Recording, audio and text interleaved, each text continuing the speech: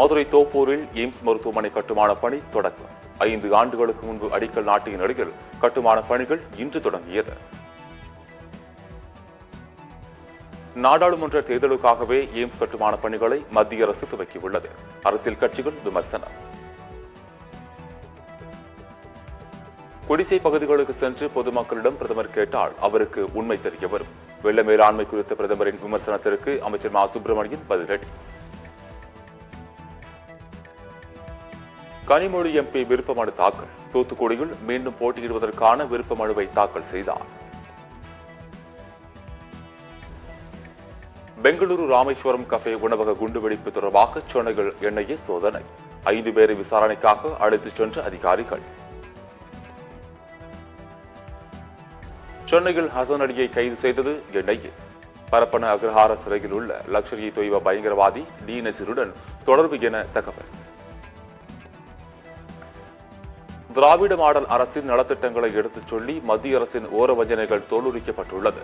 தமிழக அரசின் பட்ஜெட் விளக்க பொதுக்கூட்டங்களை குறிப்பிட்ட முதலமைச்சர் மு க ஸ்டாலின் பதிவு. தமிழகம் முழுவதும் பல்வேறு மாவட்டங்களில் வருவாய்த்துறை அலுவலர்கள் காத்திருப்பு போராட்டம். காலியாக உள்ள பணியிடங்களை நிரப்புதல் உள்ளிட்ட 10 அம்ச கோரிக்கைகளை தமிழ்நாடு அரசு நிறைவேற்ற வலியுறுத்தல். சென்னையில் ஆபரண தங்க விலை வரலாறு காணாத உயர்வு. 1 கிராம் முதல் முறையாக 6000 ரூபாயை கடந்து விற்பனை. 1 கிராமிற்கு 85 ரூபாய் அதிகரித்து 6015 ரூபாய்க்கு விற்பனையாகிறது. காஞ்சிபுரத்தில் தண்டவாளத்தில் இறங்கி ரயில் பயணிகள் போராட்டம். காலை நேரங்களில் மின்சார ரயில்கள் தாமதமாக வருவதாக குற்றச்சாட்டு. இமாச்சல பிரதேசத்தில் நிலவும் கடும் பனிப்பொழிவை கண்டு ரசிக்க குவிந்த சுற்றுலா பயணிகள். பனிக்கட்டிகளை ஒருவர் மீது ஒருவர் வீசி எரிந்து குதூகலம். ஐக்கிய அரபு அமீரகம் மற்றும் வங்கதேசத்திற்கு 64,400 டன் வெங்காயத்தை ஏற்றுமதி செய்ய மத்திய அரசு அனுமதி. வெங்காய உற்பத்தி அதிகரித்துள்ள நிலையில் நடவடிக்கை.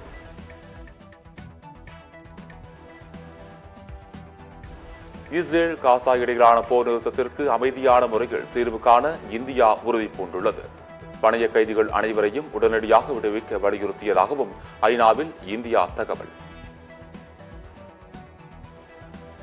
குருகிராமில் மவுத் ஃப்ரெஷ்னர் சாப்பிட்ட 5 பேருக்கு உடல்நலம் கடுமையாக பாதிப்பு. வாயில் எரிச்சல் ஏற்பட்டு ரத்தம் கசிந்த நிலையில் காவல்துறையில் புகார். உணவக உரிமையாளர் மீது வழக்கு பதிவு. ஜார்க்கண்ட் முன்னாள் முதலமைச்சரின் மனைவி கல்பனா சோரன் மேடையில் கண்ணீர் விட்டு அழுததால் பரபரப்பு. தனது கணவர் ஹேமந்த் சோரன் குறித்து பேசிய போது மனமுடைந்து அழுதார்.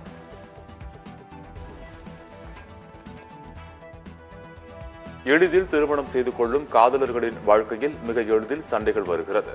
அலகாபாத் உயர்நீதிமன்றம் கருத்து. எலான் மஸ்க் மீது ட்விட்டர் நிறுவனத்தின் முன்னாள் நிர்வாகிகள் வழக்கு. $128 மில்லியன் சம்பளத்தை வழங்காமல் இருப்பதாக குற்றச்சாட்டு.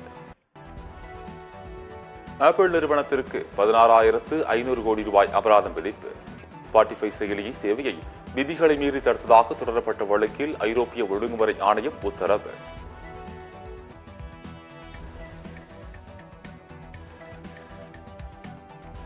தமிழை வழக்காடு மொழியாக அறிவிக்க கோரி சென்னையில் வழக்கறிஞர்கள் 7வது நாளாக தொடர் உண்ணாவிரத போராட்டம்.